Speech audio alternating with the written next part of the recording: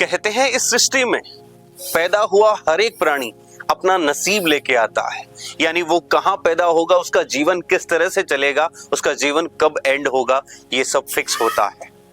लेकिन मनुष्य का जीवन थोड़ा अलग होता है। वो भी अपना प्रारब्ध लेके आता है, उसकी भी किस्मत होती है, नसीब होता है, लेकिन उसके पास एक पावर और होती है कि वो चाहे तो अपना भाग्य बदल सकता है।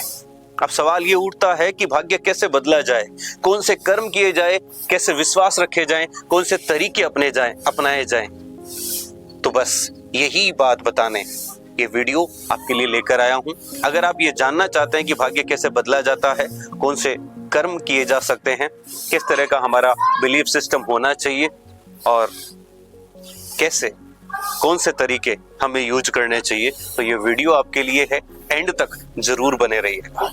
तो चलिए शुरू करते हैं। मनुष्य के पास यानी कि हमारे पास ये पावर होती है कि हम चाहें तो अपना भाग्य बदल सकते हैं।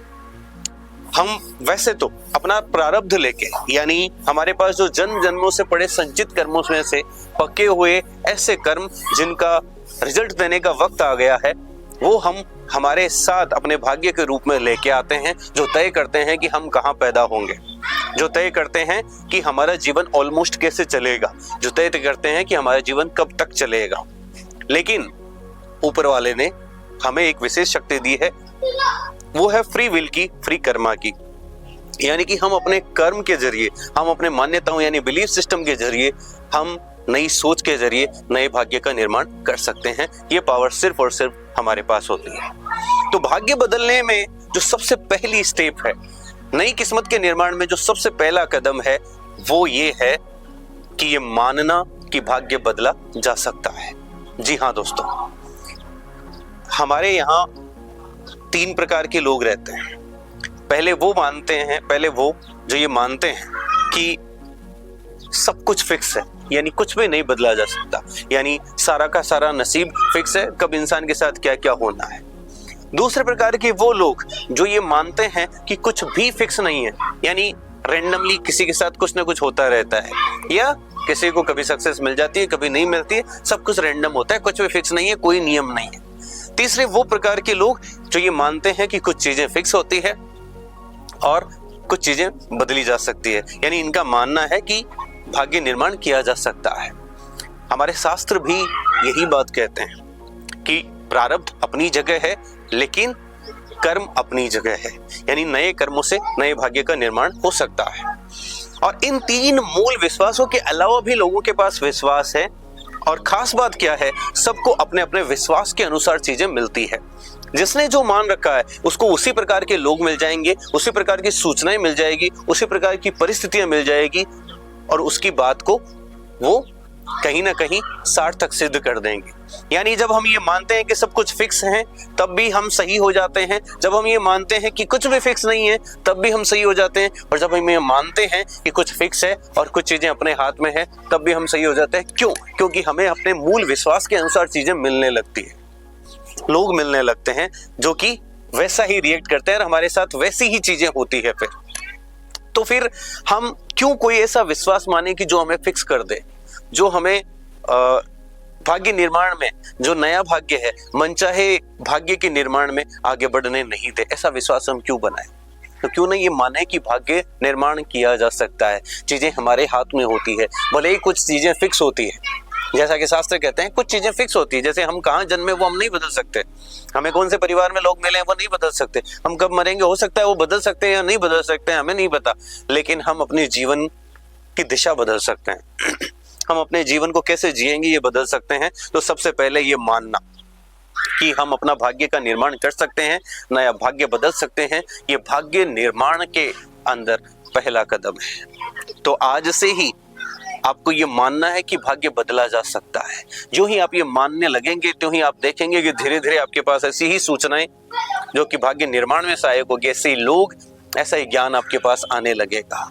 और वैसे भी मैं अभी बताने जा रहा हूँ, ये वीडियो भी कहीं ना कहीं आपके पास तभी पहुंचा है जब आपके दिमाग में ये थॉट थोड़ा बहुत है कि भाग्य बदला जा सकता है। अदरवाइज वो वीडियो भी आ सकता था जो ये कहता है कि भाग्य नहीं बदला जा सकता है, या और टाइप के वीडियो भी आ सकते थे। यकीन मानिए अगर आपके पास ये वीडियो पहुंचा है तो आपके पास बेसिक में अंदर डीप में ये कहीं ना कहीं ये थॉट है।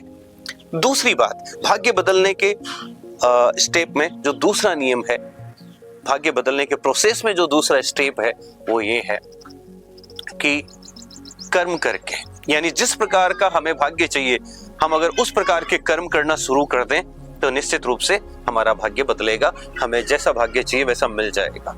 जैसे आम का पेड़ आम देता है और उसके लिए हमें आम का बीज लगाना होता है, आम का पौधा लगाना होता है। ऐसे ही अमरूद का बीज अमरूद का पेड़ देता है और वो फलस्वरूप अमरूद देता है। यानी हमें अगर आम चाहिए तो हमें आम बोना पड़ेगा, अमरूद चाहिए तो अमरूद बोना पड़ेगा। यही कर्म का नियम है, यही सिस्टम है। लेकिन ये तो ही बात, भाई आम चाहिए तो आम लगाओ, यानी उस प्रकार के कर्म करो, और अमरूद चाहिए तो अमरूद लगाओ, उस प्रकार के कर्म करो। ये हमारे हाथ में है कि हम किस प्रकार का भाग्य चाहते हैं। हम अगर कुछ नेगेटिव चीज चाहते हैं तो नेगेटिव कर्म करो, पॉजिटिव चाहते हैं तो पॉजिटिव कर्म करो, ये नियम है। अब जब हम मान लो आम लगाते हैं या अमरूद लगाते हैं, उसमें भी कोई जरूरी नहीं है कि हम एक पेड़ लगाएं, एक पौधा लगाएं, एक बीज बोए, वो फलित होए। हो सकता है परिस्थितियां ऐसे बने कि वो नष्ट हो जाए, हम चाहकर भी कुछ ना करें, तो वहां पर हमें मल्टीपल करना पड़ता है। हमें कोशिश करनी होती है कि हम 10 लगाएं, 20 लगाएं, 30 लगाएं, जिनमें से 1 या 2 या 3 तो फलित होंगे, और जो एक भी फलित होगा वो भी हमें बहुत सारे आम दे देगा, जिंदगी भर के लिए आम दे सकता है। अब ये तो बात हुई मल्टीपल की, कि एक से ज्यादा पर काम करना। लेकिन दूसरी चीज है कि आम प्राप्त करने के भी और भी नियम है। एक तरीका तो ये है कि आप पेड़ लगाएं, वो पौधा लगाएं, बीज लगाएं और उसको नॉरिश करें, उसके लिए समय दें, धैर्य दें, विश्वास रखें कि इसके आम होंगे और प्रकृति पर निर्भर रहें। दूसरा तरीका ये है, प्रकृति पर निर्भर तो सब पर रहना पड़ेगा, ठीक है, लेकिन दूसरा नियम क्या है, आप कहीं पे पैसे दें, जिसके पास आम है उससे खरीद लें। तीसरा नियम यह है कि आप उसको कोई ना कोई सेवा दें जिसके पास आम है और बदले में आप आम ले लें, ठीक है। चौथा नियम यह है कि जिसके भी किसी के पास आम है उसके साथ बेईमानी से, छल से, उसको लूट के, उससे छीन के आम ले लें। हर कर्म का अपना एक रिजल्ट है, जिस प्रकार का कर्म होगा उस प्रकार का रिजल्ट आएगा। सब में आपको चुकाना पड़ेगा। एक भी ऐसा, इन सारे चीजों में एक भी ऐसा नियम नहीं है जिसमें आपको चुकाए बगैर चीजें मिल जाएगी। किसी में आपको पहले चुकाना है, इंस्टेंट चुकाना है, किसी में आपको बाद में चुकाना है। एक में आपको इंतजार देना पड़ेगा, धैर्य देना पड़ेगा, आपको आम के पेड़ के ऊपर मेहनत करनी पड़ेगी, विश्वास रखना पड़ेगा, वही आपका प्राइस होगा और एक वक्त आपको आम मिल जाएगा, आपकी पीढ़ियों को आम मिल जाएगा। दूसरे में आपको कुछ ना कुछ सेवा देनी पड़ेगी, या तो आम जिसके पास है उससे, तो वो प्राइस के रूप में, या आपको किसी और को कोई प्रोडक्ट या सेवा देना पड़ेगी, उसके बदले आपको पैसे मिलेंगे और वो पैसे आपको इधर देके आम मिल जाएंगे। ये एक कर्म हुआ, उसका रिजल्ट हुआ। ये लीगल कर्म भी है, पहले वाला भी लीगल कर्म भी है। तीसरा बेईमानी से या छल से या बल से किसी भी प्रकार किसी के आम छीनना, ये नेगेटिव कर्म है, इलीगल कर्म है। इसमें भी प्राइस पे करना पड़ेगा। आप एक बार तो ले लोगे, लेकिन सूद समेत सब कुछ वसूल होगा, दुख के रूप में, आपके साथ पीड़ा के रूप में वो प्राइस आपको चुकाना पड़ेगा। आपने अगर 50 रुपए के आम किसी से छीने हैं तो वो 500 या 5000 कब वसूल करेंगे ये आपको नहीं पता। पे करना पड़ेगा। ब्रह्मांड में कुछ भी फ्री नहीं है, आपको उसके लिए एफर्ट्स डालने पड़ेंगे, कर्म करना पड़ेगा। यही कर्म का नियम है। पूरा ब्रह्मांड कर्म के नियम पर आधारित है। तो भाग्य बदलने का जो दूसरा स्टेप है वो ये है, सबसे पहले ये मानना कि भाग्य बदला जा सकता है, ये फर्स्ट स्टेप। दूसरा ये है कि हमें कैसा भाग्य चाहिए, ये सोचना। जी हाँ, गोल सेटिंग, ये सोचना। पहले ये तय करना कि हमें क्या चाहिए, किस डायरेक्शन में आगे बढ़ना है, कैसा भाग्य चाहिए, वो तय करना। क्योंकि सोच का अपना एक रोल होता है। सोच जो है, सही थिंकिंग है, वो उस कुल्हाड़ी की धार की तरह है जिससे किसी भी पेड़ को या किसी भी चीज को काटा जाता है। अगर धार अच्छी होगी तभी वो जल्दी कटेगा, ठीक है। तो सोचना उस कुल्हाड़ी की धार करने के बराबर है। फिर उसके बाद है कर्म करना, उसी के अनुसार कर्म करना। जिस प्रकार की सोच उसी के अनुसार कर्म, और दोनों अपने अनुसार भविष्य में फल लेके आ जाएंगे, अपने अनुसार नए भाग्य का निर्माण कर लेंगे। ये हुआ नियम नंबर 2। तीसरा नियम जो हमारे हाथ में है उसका कैसे उपयोग करते हैं, ये भी बहुत बड़ी बात है। ध्यान रखना, हम जो भी चीज आज हमारे हाथ में उसका किस तरह से उपयोग करते हैं। उसी के आधार पर हमें भविष्य में और दिया जाता है। हम अगर उसका गलत यूज करते हैं तो हमसे वो छीन लिया जाता है, हम उसका सही यूज करते हैं तो हमें और दे दिया जाता है, या ढंग की वस्तु, व्यक्ति, परिस्थितियां आपको दी जाती है, नेक्स्ट लेवल की दी जाती है। जैसे हमें ये शरीर मिला है, हमारे पास पूरी छूट है कि हम इसका कैसे यूज कर सकते हैं।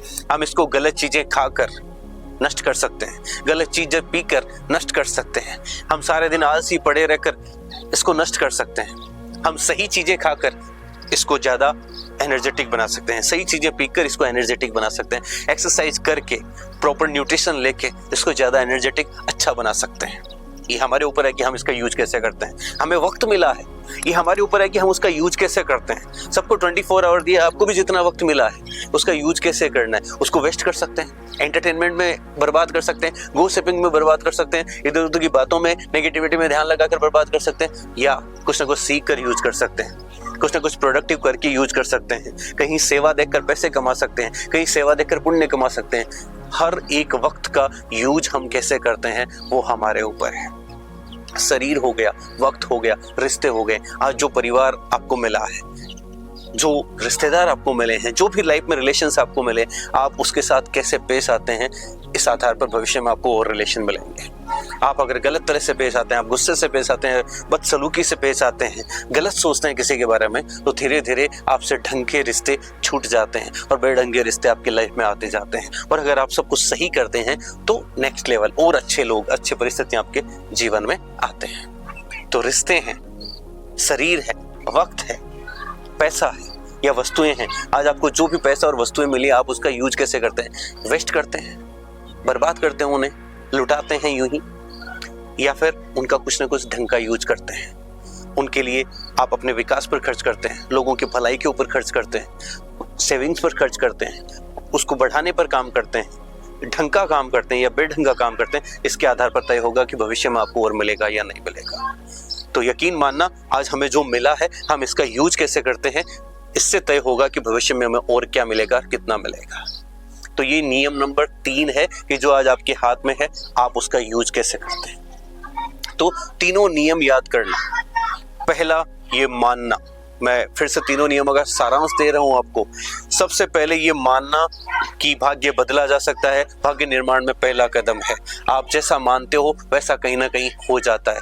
दूसरा ये कि सही सोच और सही कर्म हमें भाग्य निर्माण की तरफ ले जाते हैं।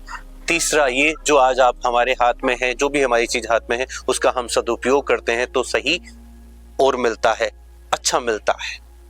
तो ये तीनों स्टेप ध्यान में रखकर आप अपना भाग्य बदल सकते हैं। और चौथा, और इसमें जो सबसे इंपॉर्टेंट है, वो है नियति का रोल, ईश्वर का रोल, इस ब्रह्मांड का रोल। तो उनको खुश करना भी जरूरी होता है। भगवान को, ईश्वर को, नियति को अपने पक्ष में कैसे करते हैं, क्योंकि भाग्य निर्माण में आप तीनों चीजों कर भी लोगे तो भी फिर आपके हाथ में वो नहीं है। अल्टीमेटली वो इस नियति, प्रकृति के हाथ में है। तो उसको खुश कैसे करते हैं? अपनी दुआओं से, अपनी प्रार्थनाओं से, अपने कीर्तन से, अपने भजन से, अपने निस्वार्थ कर्मों से आप किसी भी प्रकार से इस नियति को, इस नियति के किसी भी रूप को, किसी भी देवता को, किसी भी भगवान को लेकर चलें और इस नियति को खुश रखें। That will decide your destiny. तो ये चारों स्टेप ध्यान रखना जो कि आपका भाग्य निर्माण कर सकती है। अगर आपको ये वीडियो पसंद आया तो वीडियो को लाइक कीजिएगा, अपने सजेशंस कमेंट बॉक्स में जरूर लिखिएगा, और चैनल पर अगर आप नए हैं, सब्सक्राइब नहीं किया है तो प्लीज सब्सक्राइब कीजिएगा और ऐसे ही जुड़े रहिएगा। Thank you.